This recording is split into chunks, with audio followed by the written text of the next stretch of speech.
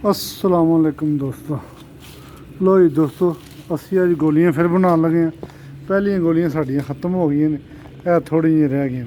लो जी दोस्तों, बड़ियां ही कार आमदन गोलियां ने। यकीन कर लो कि कबूतर सिर्फ वायरस मिर्गी वाला ना हो तो बाकी कोई भी बीमारी रेशा बुखार हो कबूतर वल हो जाता।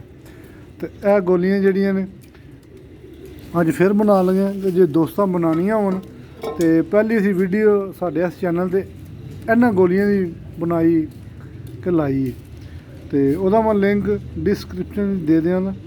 तो जेह्ड़े दोस्त ने बनानियां होन या देखनियां होन किस तरह बनाई दियां ने तो सारा तरीकाकार वो मैं दस्से। तो लो जी दोस्तों, बिल्कुल तकरीबन हूँ 1000 रुपये दी आउंदियां ने। तो कबूतर 70 80 या 100 200 भी होवे ना तो ये 6 महीने 7-8 महीने घट जांदियां ने।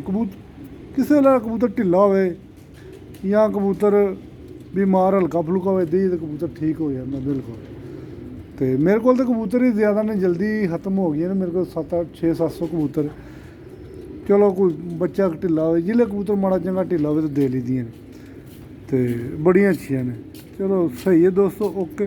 जेह्ड़े दोस्त ने बनानियां मैं लिंक दे देना। ओके।